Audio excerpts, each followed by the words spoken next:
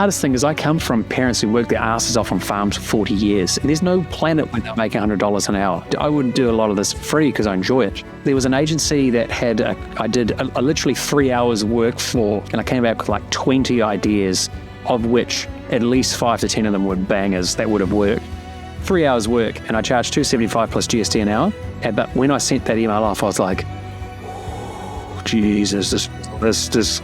And they're like, yeah, fine. I'm like, oh gosh, you have no idea of the internal battle it was, because I was like, what's an amount that scares me just a little bit? It was crazy, and that was a tough mental hurdle, particularly when you come from people who undervalue their time and effort their entire lives.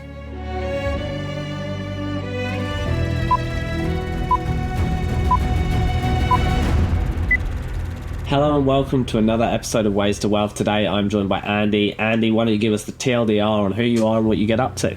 What's TLDR mean? Too long didn't read. Too long. Okay. Look, so I'd say now I run my own social media marketing agency. Now that's the flash top line that makes it sound like wow, but really it's me doing things I enjoy, and there just happens to be a company that's registered under my name. That's effectively it. So yeah. you're like one of those high agency people. Do you use Henry? No, I started on zero straight away, and that was a big piece of me because accounting, like, it just didn't make sense. I remember looking at it, and every time I touched it, it made less and less sense. And I'm like, normally with life, you start playing with something and you eventually learn. But you don't normally, things are getting exponentially more difficult and you're getting exponentially further into the dark. And that freaked me out. But then I got on top of it, and then I started understanding what a chart of accounts is. And then that was a bit of a life changer. I felt like a human that could actually operate in the world. Right. So I'm actually a big fan of zero. I'm a big fan because I was like, okay, this is good. Yeah, this is a very good thing. You've now got across it, so you kind of have. I mean, I find that it's kind of this incumbent thing that is used. I found that performance as you become bigger is harder because it becomes quite slow. We've noticed because we've got lots of data in there, so that's quite interesting. But it's kind of a centralized ledger that most people use, right? Yeah, and like you say, it does a job. Yeah, and for me, I like to understand things just to the level. For things that I don't care about or hate, I like to know them just enough so that I can get that done real quick and then never have to think about it again. And zero, once you understand the basics, what we're trying to achieve here, boom, I'm actually a big fan. And nice. Yeah, despite what's in the paper at the moment about all of that. That's good timing. Good timing bringing up zero. I've not brought up zero in ever on the podcast. I was pretty bearish the name when it was getting very highly priced, and then I think AI has obviously taken the wind out of a lot of software companies' sales, even though people might actually be consuming more software, right? Yes, that's the interesting dynamic as well, where you look at and it might even be the same for your business and for what you do, but essentially the demand for software engineers is going up, even though software engineering is being solved by AI. Yes. Okay. Okay. Interesting. Because I started trying playing around with that program Replit. Do you know Replit? Yeah, I started playing around with that to see if I could make a real simple app that could screen record my phone and my voice. No, that I could just upload a document to and start talking. Because my brother's a real estate agent, and he has to do a lot of show home, or what would you call it, open home document data pieces. I was like, why don't you just talk to your phone, have it record? You could send it off in a WhatsApp that people could just watch in 30 seconds rather than this hellish document that's just a lot of bullshit. And I was trying to create this app that would do that with Replit, which is that vibe coding thing. But it was annoying. I was like, you actually do need a software engineer to come in and go, tweak. It was like I could get it started, but I'd need someone who actually knows what they're doing to tidy it up. Right. Yeah. Well. Yeah. So I think at the moment we're at the part. It's interesting, right?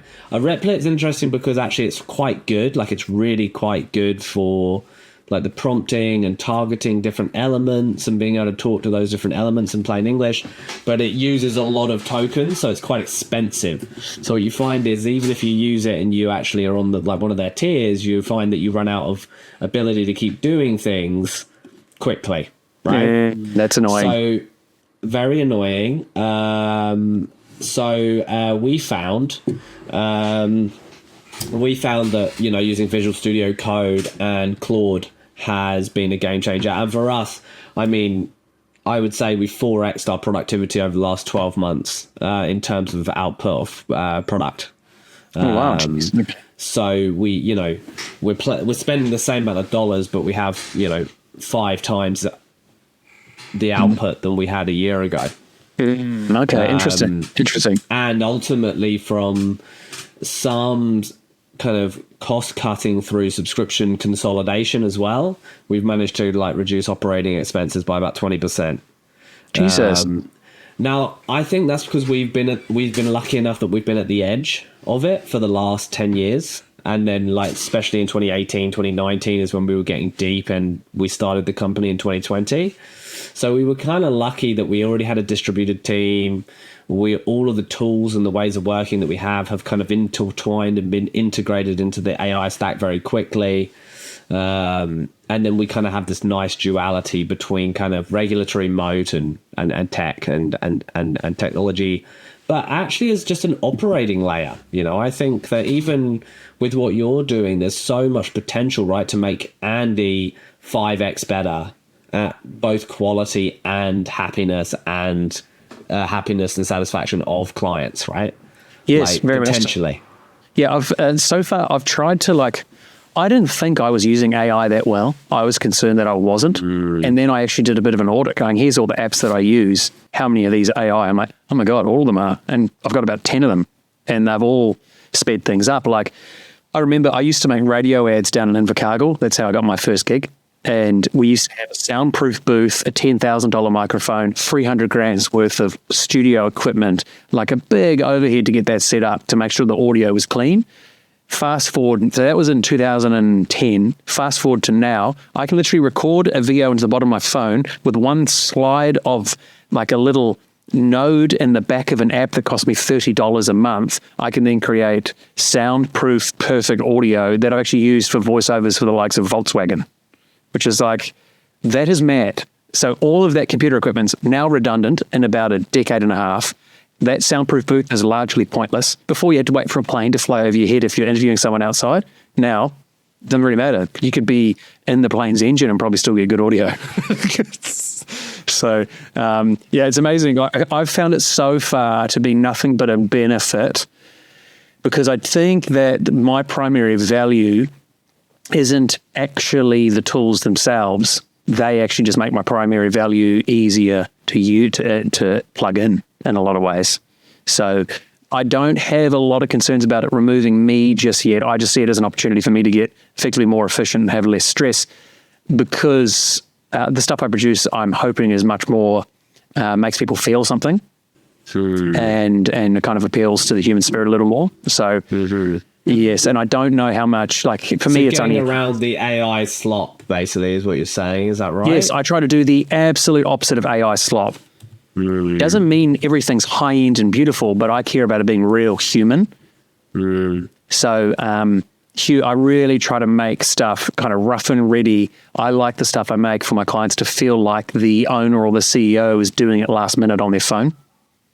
You like that feeling? I prefer that feeling because it doesn't just come across too plain. It's not too clean. It's mostly captured on phone, but there's something about that reeks of authenticity. And because everything else seems so deeply inauthentic and so planned and staged, I really like it being quite rough. Right. And we've had a lot of success with that.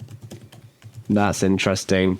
Yeah, I kind of feel like a lot of that becomes a missing piece, at least for us, at least for myself, when I think about the content that we put out, is because I'm like, I just don't have the capacity to do it. You know, like I just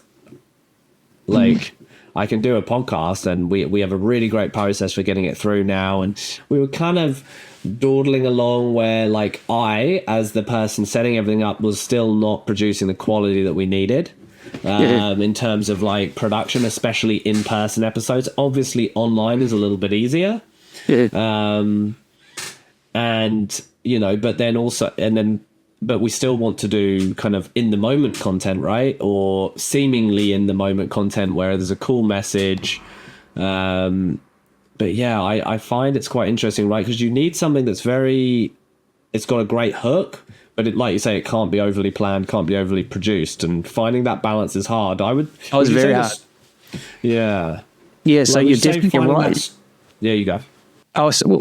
There's a game changer for me because I was making stuff I thought was very good, but it wasn't actually getting much organic reach, and that was doing my head in. And I thought, I can't pitch myself as being good at this without some organic reach coming through. And I was sitting around one day going, there's something I'm not understanding here. So the algorithm started showing me these, I must have been searching the right things. And there's a company, it's just a little startup situation in Canada called One Peak Creative. And it's just three people. I think it's a husband and wife and a mate. They started doing stuff during lockdown. One Peak Creative kind of was a missing piece for me. I did their course, cost me $100, and I just had it on my earphones when I was at the gym. And the thing that, when we talk about a hook in a video, yes, you need the hook, but the hook needs to pull to a payoff, and the payoff needs to happen at the end. So you need to, it's kind of classic storytelling in that respect. You've got to have, it's basically a hook, flesh something out, and then the payoff. Now, the perfect example of that is if you see a video that says, wait till the end. That's like a real dumb version of a hook. And then ideally, you're going to hate that video if there's not a payoff at the end. However, if there is a payoff, you've held the retention, and retention time is the thing that creates the organic spread. So after listening to that, there's only videos that go far organically only have one thing, and that is retention. However you hold retention is entirely up to you. You can do that with your script. You can do that with your visuals. One of my favorite tricks is simply using security camera footage. So I set up like a fake security camera. I just hold my phone up on a tripod, and we put a little effect on, like a security camera. Often that works because it's like visually that's very hooky, and it holds your attention. So there's not one way to do it. But after doing that, I then went and rewrote some of my scripts that I had for a session coming up that next week. And all I did was go hook, reveal story, reveal, payoff, shut the damn thing down. That's it. That's your structure. Now, however you decide to do that is up to you. Some of it won't work, some will. But if you stick to that structure and you're doing consistent output over a long period of time, something will go viral if you're curious enough and keep doing it. So that's hook, retention, payoff. Yes, payoff. You need a boomph. And ideally, the hook needs to, this is for short form. And Mr. Beast does it. Mr. Beast does it like, on his videos on another level. But it's effectively, how do you create a hook and then basically set an appointment for the end of the video to stick around? Then when you post the damn thing, put in your caption something that emphasizes the fact that there's a payoff at the end. So something like, wait till the end is the perfect caption, but that's used too much. Something like, wow, how about that bit at the end? Question mark. That's a nice caption. Or can't believe the last bit. Or you won't regret sticking around. Oh, that's not a great one. But you've got to try and there needs to be a plan around hook, build an appointment to the end of the video, have the caption reflect that payoff and create curiosity. And then the final piece that I like to do is throw a little overlay on top of it. That little overlay, once again, reinforces the caption, the hook, and the appointment at the end of the video. Those are everything you do needs to try and get people's attention to the end of it. And the payoff is the call to action, or it's the no. Payoff value? It's either value? If you're doing organic, I like to try and be as entertaining or as useful as possible. Yeah, that's the two primary goals. And the payoff needs to be either I learned something, I'm surprised, I'm entertained, I'm shocked, all of that type of stuff. So that's the secret sauce. So when you're writing a script, if you don't have it, at least try and hit that structure, throw the damn thing in the bin, go again, because it's pointless. It'll make you feel good, but no one cares. And as you do it more and more, you get better at doing stuff that truly appeals to people. So, for example, I've been following that structure with one of my clients, which is a pharmacy down here in Papamoa. And it's a great pharmacy. The guy who's been there for 20 years.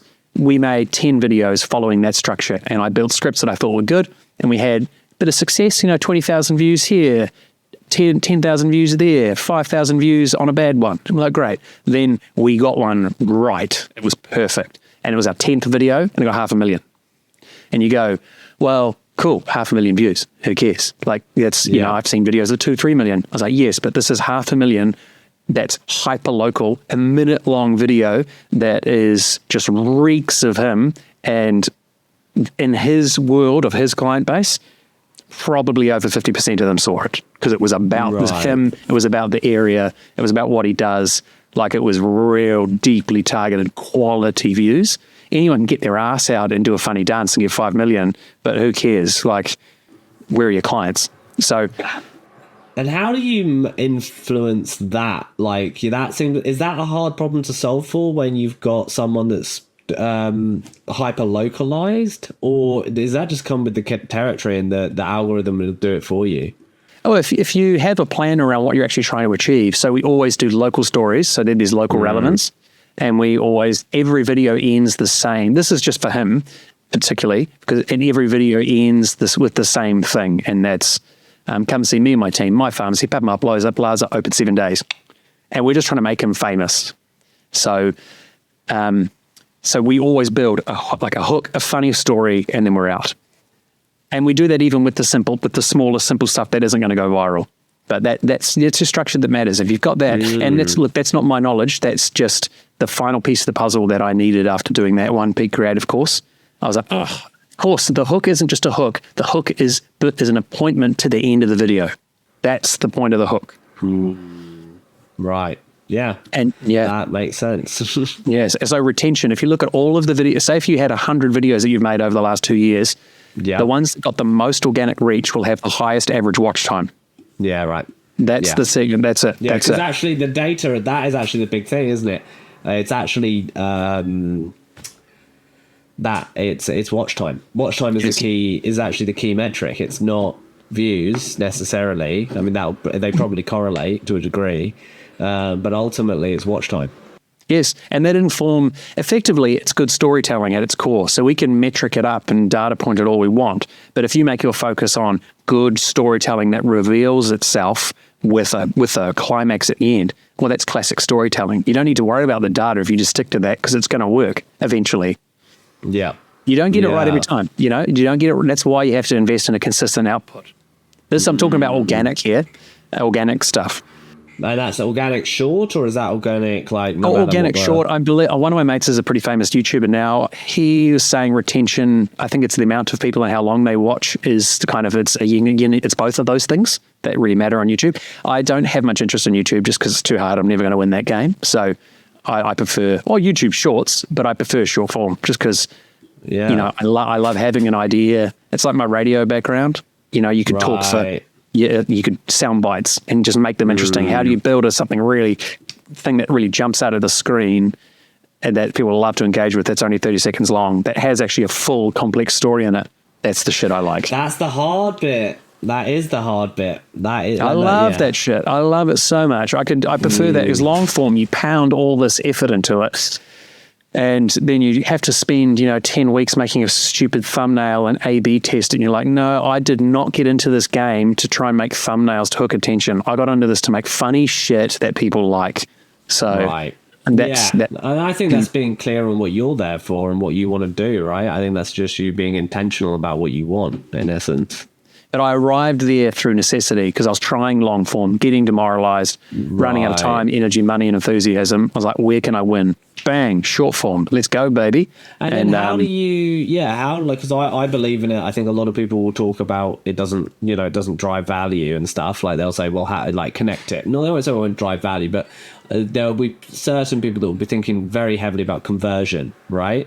Oh, yeah, well, that's annoying because that annoys me because I've had so many people go, well, if we invest with you, how many sales will we make? It's like, well, you don't ever ask that of a billboard, but you seem to be happy to pay $5,000 for that. So there's two types of marketing, performance and brand building. And they kind of have a bit of crossover. Performance is where you mop up the goodwill of the people that you've given the value to on organic. So if you're just going to stick product in their face and say, buy this, great. But without any story or value attached to it, people don't give a shit. So yeah, you can do that, but you've got to give value to someone or give value to people. So I'll try and frame that out. So I'm kind of brain dumping because I'm just conscious of time. But yeah, that's cool. one of my clients, we've made one video a week for about 3 years on organic. Yeah. The first year we had no ads running because at that point I was new and I didn't know how to run ads. But then over time, I started playing around with back-end meta. Now we've got, in the words of the great Mark Ritson, the marketing scholar, is both. So we have a powerful organic content that's all story-based, entertainment, value-driven, mostly entertainment that makes people love them. And makes, it's all about getting eyeballs and making them have salience. And then when it's with the ads are all about new customer acquisition and retargeting.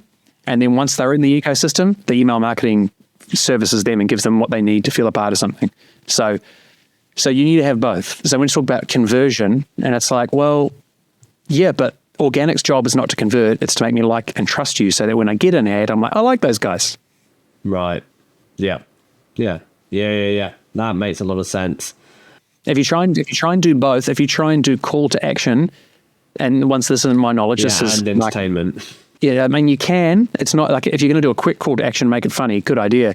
But pick one lane. Are you going to buy now is fine if it's later down the line after you've given value over a period of time. Yeah, that makes sense. Yeah. Yes. I think that's true around the, like, what's the objective of the video? You're going to try and, what are you trying to achieve? And I think that when you're just a business owner, trying to make content or trying to think content, you're trying to get, I think maybe you fall in the trap of trying to do both. And then you do neither.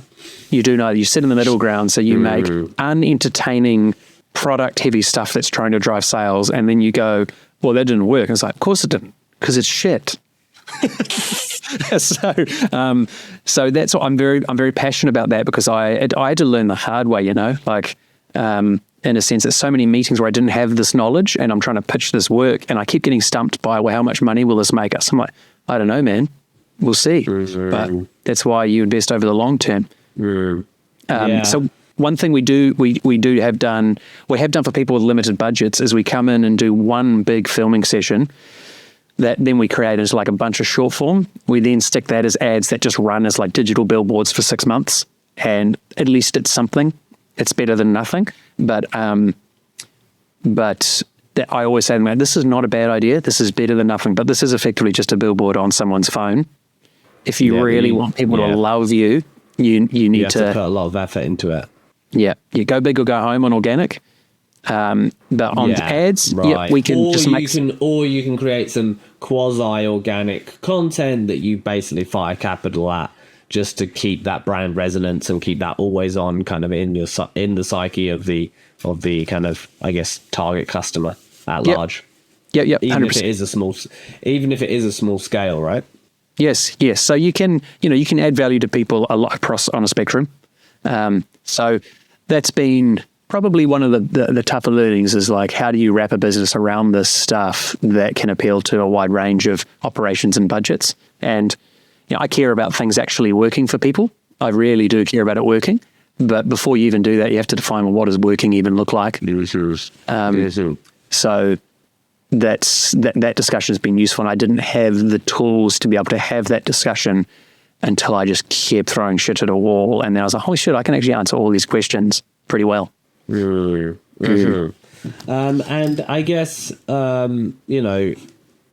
would success look like for you over the next 5 years then? Like, you have like this kind of, I think, this growing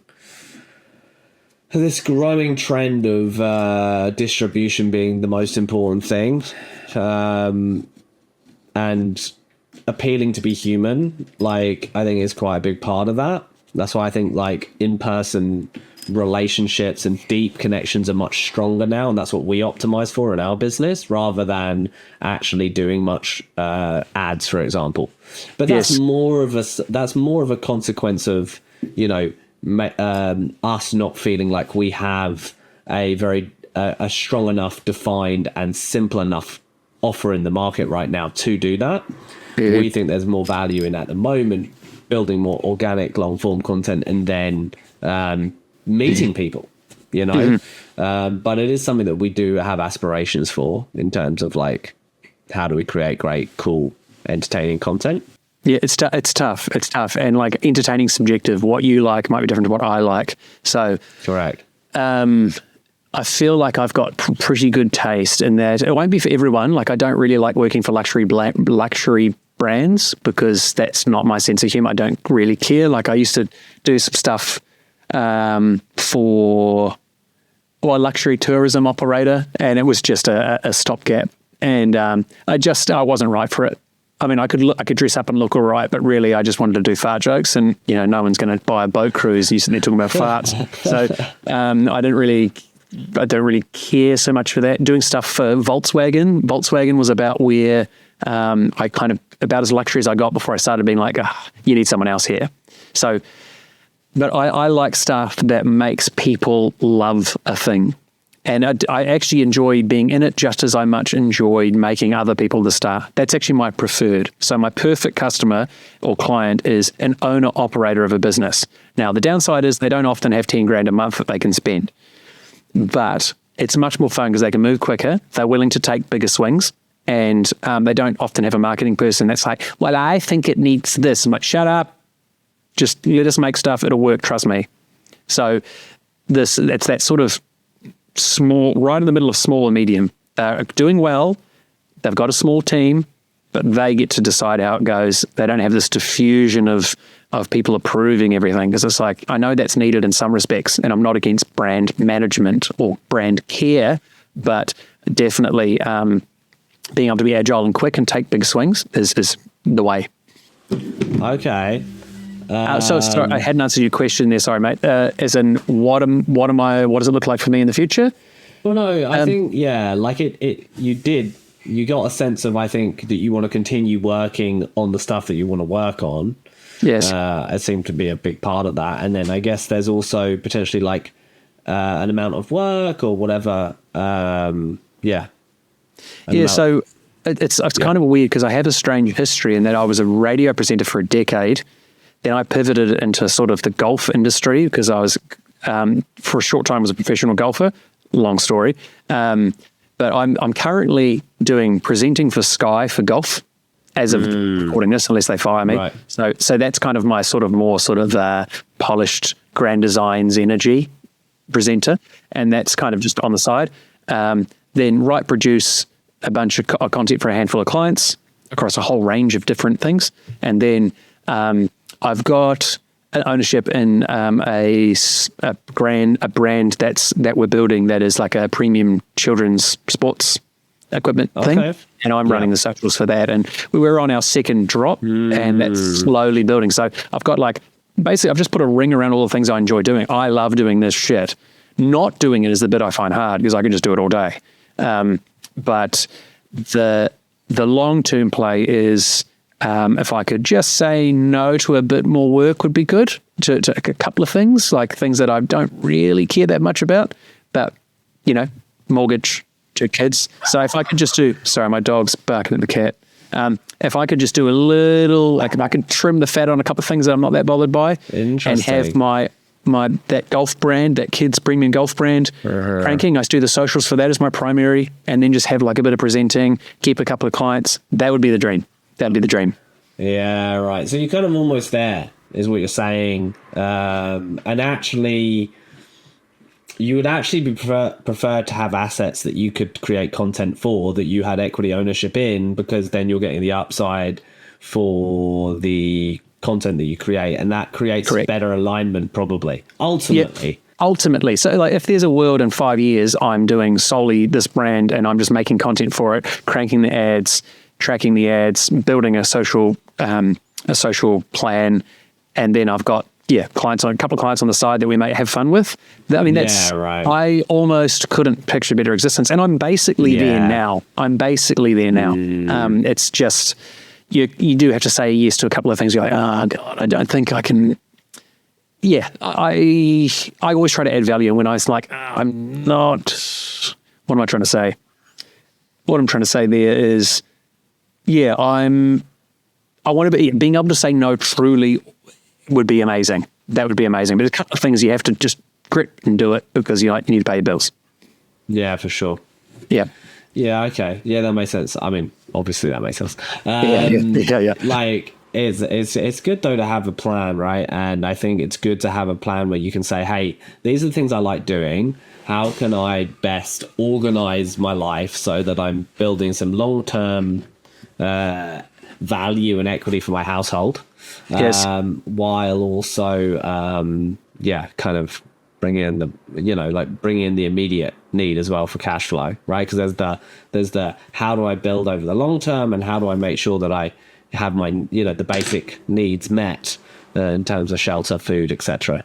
Yeah, exactly. Because so- I've thought about like like everyone, I want to make a shitload of money. Who doesn't? Fantastic. I'd love that. But there is a point where I actually think there's one thing that sits above that. And no, I don't want to sound like I'm a faux philosopher, but I think if your primary metric is how do you get maximum meaningful time, now that's subjective. If you have that as your primary goal, but then make sure you're doing everything you need to do underneath that. I care about having enough money so I spend most of my time doing things that bring me energy in life. And I spoke to my accountant a while back, and I was like, you guys deal with the biggest businesses right across the country. Of the best operating businesses, the ones that you think are the most well set up, how much time is spent by the owner involved in the business, like the most optimized one? And they said, no matter how optimized the business is, the owner still has to deal with about 10% of the bullshit. So there's no owner that's kind of just, we've got this idea that you can sort of go sit in your mansion, smoke a cigar, and the money just piles in, and you've outsourced everything to everybody. It's like, no, there's always a bit of shit that you need to wipe off the ass. Yeah, that's right. So that was good to know.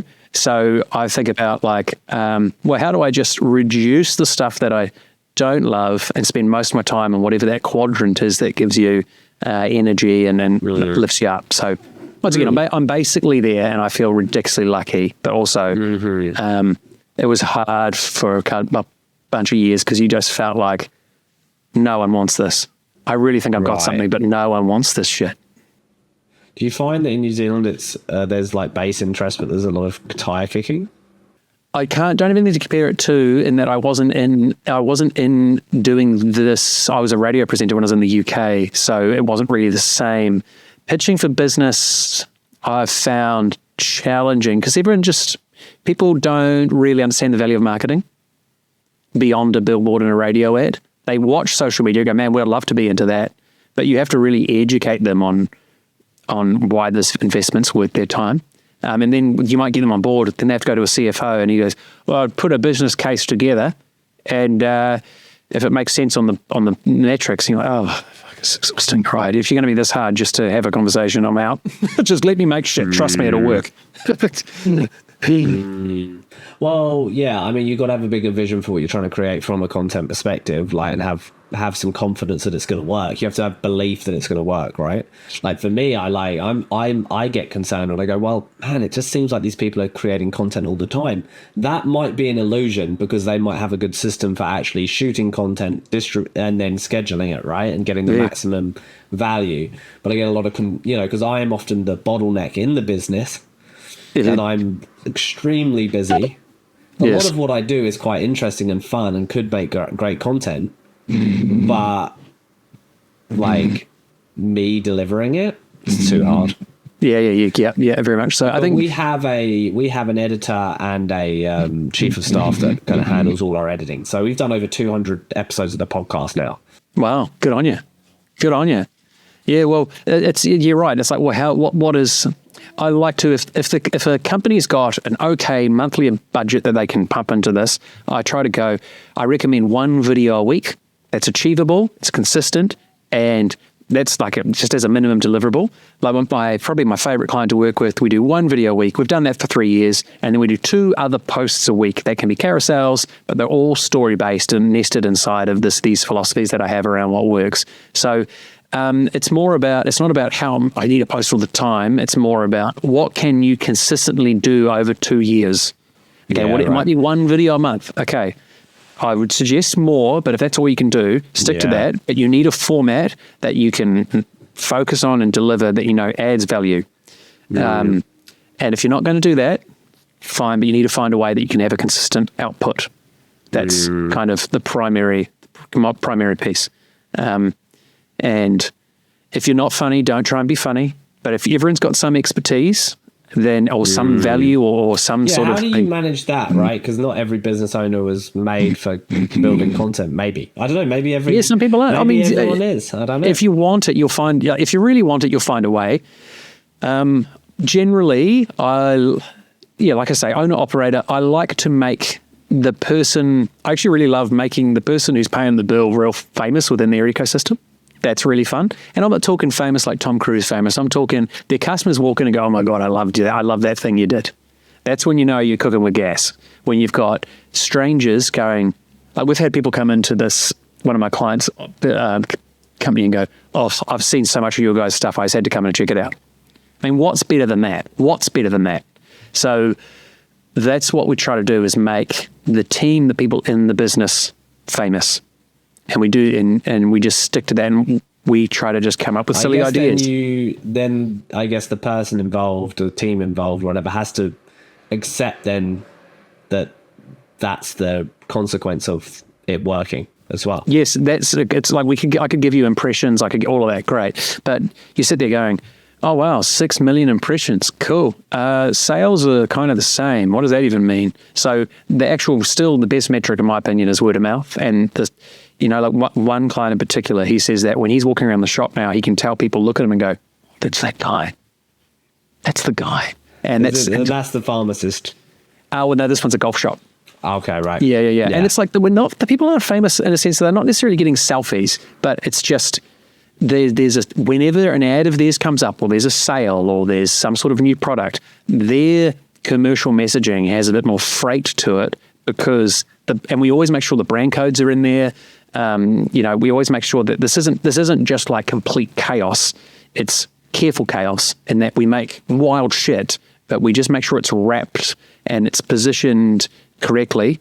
And then within those goalposts, we just send it. And it's a lot of fun. We've made a lot of rubbish, don't get me wrong, especially that first year. But boy, you get one success, that makes all the rest worth it. Awesome. Well, that's really cool. And then what would you say your biggest challenge is? Like, what is the biggest challenge actually that you are facing in getting to that end state? You're on the way there. You've defined where you want to go.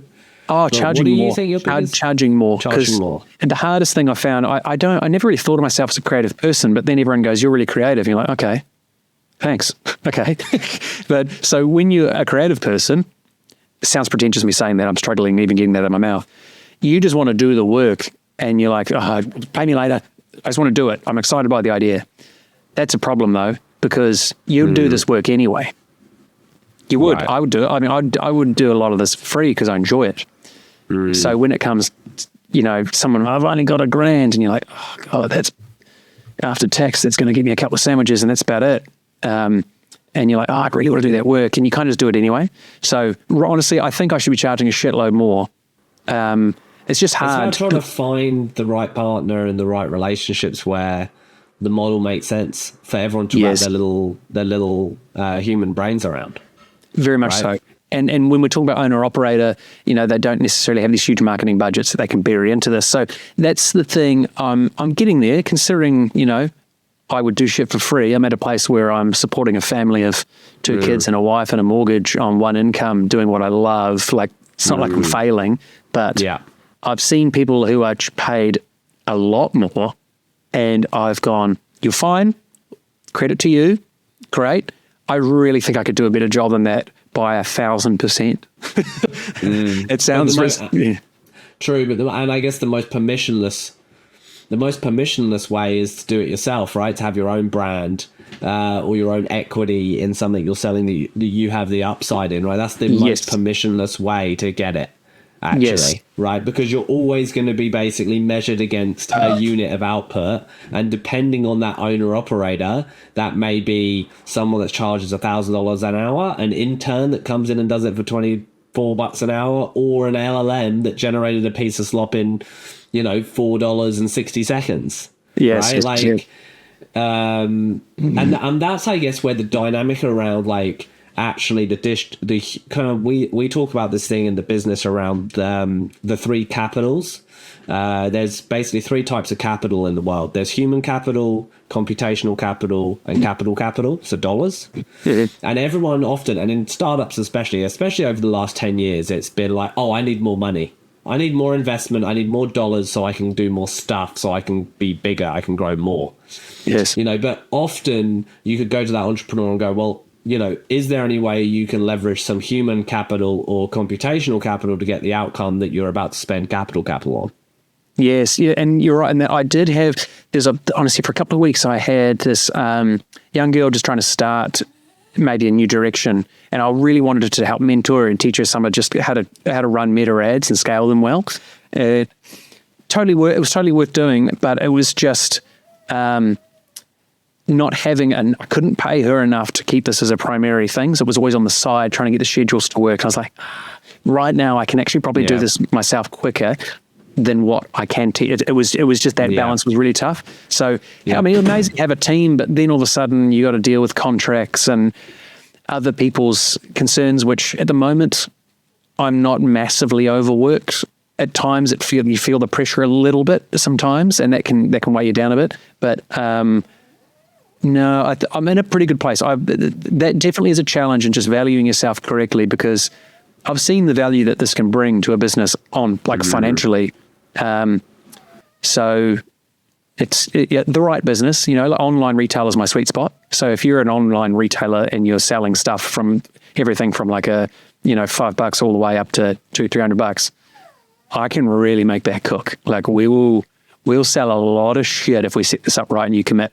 We will sell a lot of shit, and it will be real tangible, and you will like that on that spreadsheet. But you're going to need 3 or 4 months, and we'll need to get really stuck in, and you need to take big swings within the confines of still being on brand.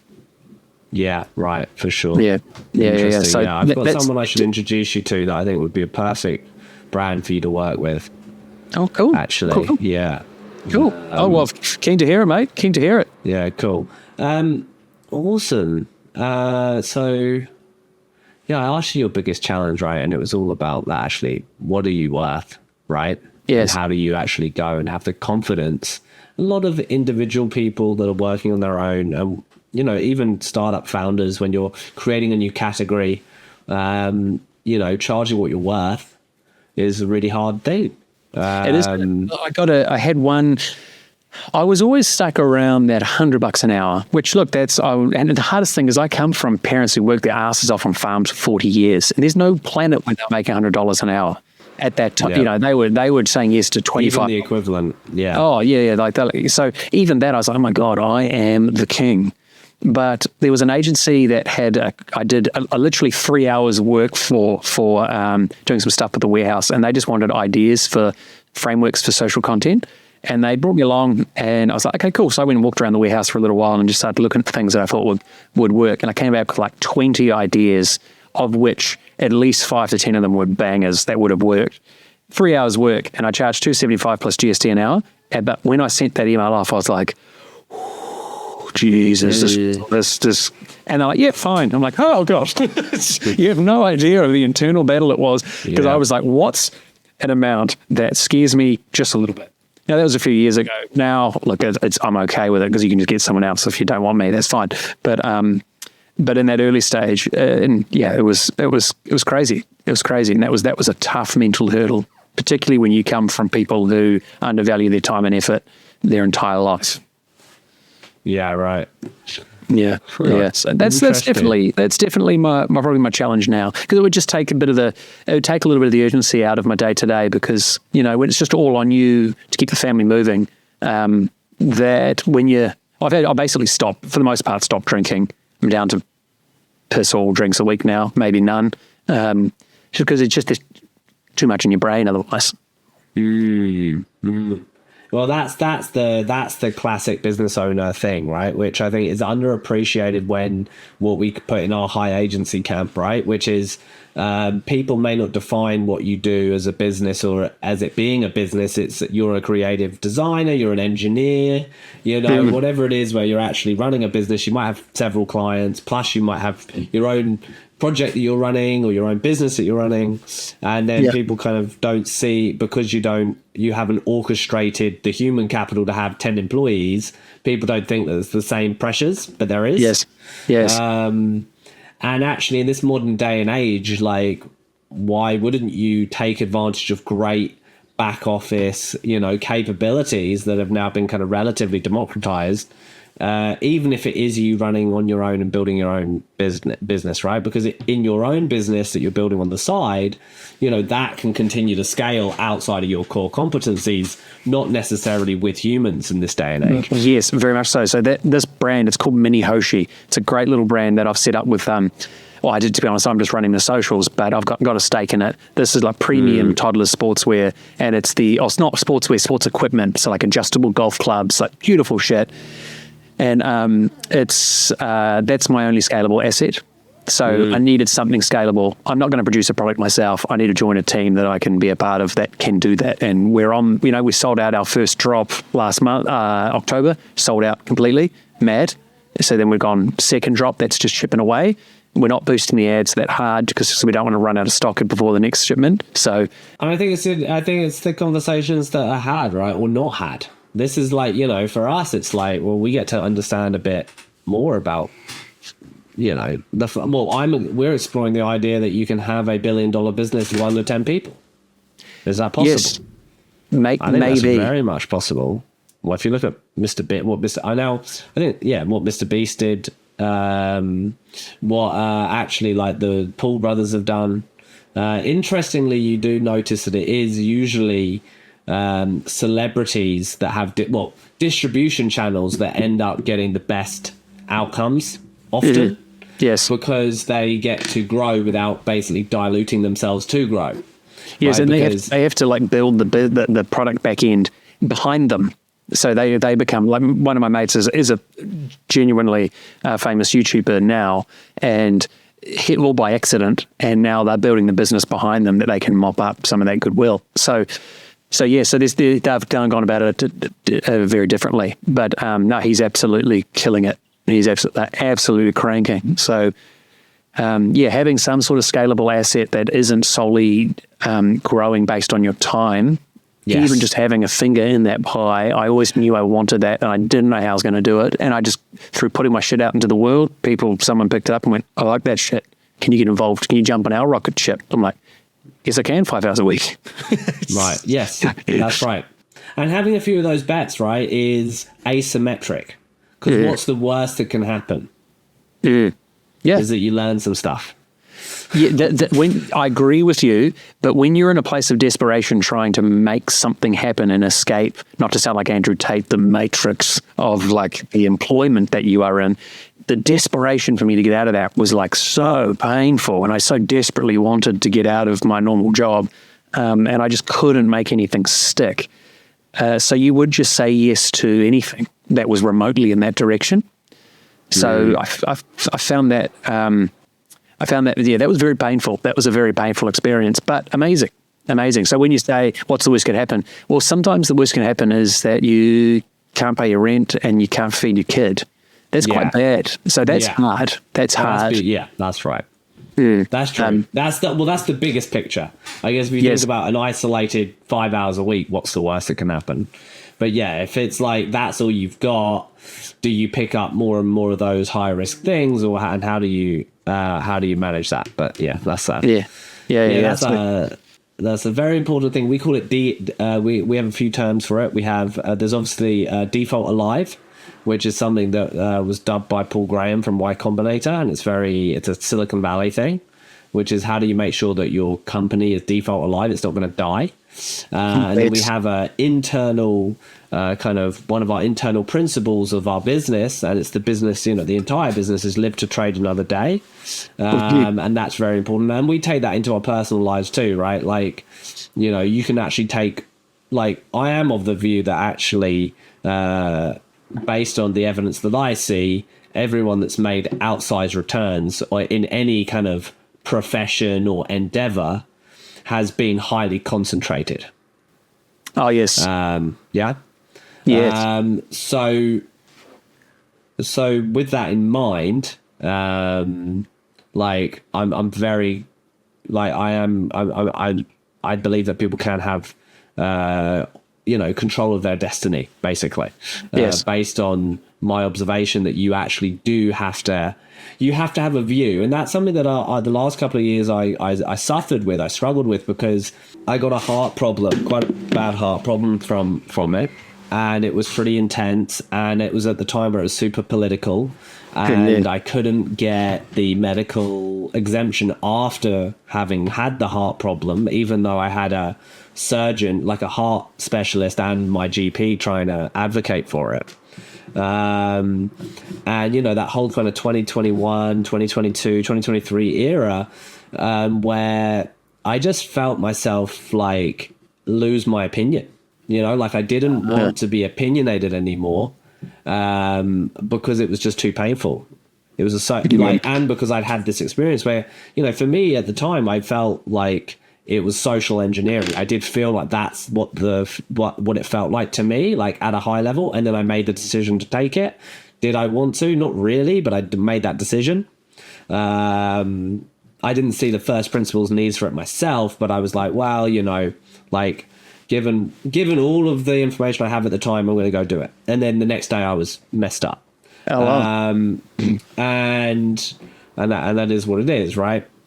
But then obviously after that, how difficult it was very disturbing. And that whole kind of period, and then I ended up with a slip disc in my neck. Like shortly after, it was rough, crazy. Yeah, this is like obviously in the middle of building this business, which is quite interesting. Wow. But I mean, it's important from a content perspective, because I felt like we'd then become so PC and on the fence.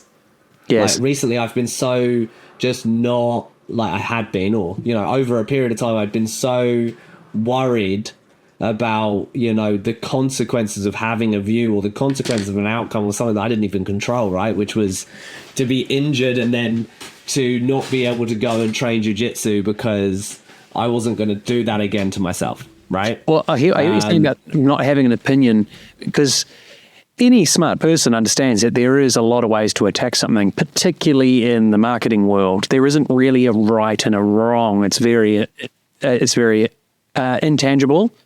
And it's very subjective. So it's very hard to have a rock solid blanket view, which has always been tough for me, because of like, well, could be this, could be this. We could attack it with this, and this. So, but it's you. What I mean though is, it's like you have to have conviction. You have to kind of back yourself, and you can't be on the fence. Because if you're on the fence, you're not going to be polarizing enough in either direction to make anything matter. And I felt like we got on this call and you're like, oh, something like Sharesies. Yes. And that's a byproduct of us for years, basically not expressing who we really truly are, And that's something now we're getting out of as an organization. Nice. But it was actually a consequence of actually the founder, in a way, not feeling like they could really express themselves, perhaps. Correct. While and still doing the work and building the business, but I would say that has had a consequence for us. My old boss at radio, he was listening. We used to have these things called ear checks, where we'd sit around in a room and listen to everything I did that day on air, and we'd just pull it apart. Fuck, it was brutal. Like, there's a lot of painful walks out of that office afterwards, particularly in the early days. And he's like, what's your view on that? I'm like, I think this. And he's like, okay, cool. Well, if you're going to stand in the middle of the road, you're going to get hit by cars, mate. Pick a side. If they love you or hate you, you win. If you're middle of the road, no one pays attention. So it's like, look at Mike Hosking. Say what you want about radio being dying or being irrelevant, whatever. That guy's number one by a mile. Do you love him? Do you hate him? No one's indifferent on him. That's the secret. So if your job is to get attention, you've got to take swings. But the tightrope I like to walk is taking swings within a brand safe way. Anyone can get on there and start saying controversial things. That same principle works for investing, you see, and building wealth, right? Because what you're saying there, and that's kind of where I was actually trying to get to, and we went into content because it's so interchangeable, right? Because content is like an expression of yourself put out into the world, and then being convicted in, okay, I'm going to get this primary income stream for my family here, but my household is also going to invest. I'm going to invest 20% of my time building equity in whatever way that looks like, right? and I'm going to be concentrated in having. I'm not going to have 10,000 things I'm doing. I'm going to have 3 things, and those 3 streams are going to be highly powerful for me. Yes. Long term, I think that's the secret too, because it's very easy to get excited about the now, but I optimize for long term meaning and success. And I love consistency. Consistency is key in literally everything. And I'm quite a high strung person who likes to make things happen now, which is great, but that's actually not sustainable for energy. Certainly doesn't plug into the family life very well, because that's a very slow beast. So I've tried to detach from this need for everything to be pumping now and go, right, how do I set things up so that long term I can have this energy output, this quality output? What sort of deliverables can I wrap around this business that ensure that output is consistent and does the job over a spreadsheet for 4 quarters, not one? Yeah. Right. So that's kind of, a lot of thoughts there. I hope this is actually interesting, Charlie, but cool. There's a lot of thoughts there. Yeah. Well, I've enjoyed it. Well, thank you for coming on the pod. I really appreciate it. It's been fun. So thank you. Mate. All good, mate. All the best, eh?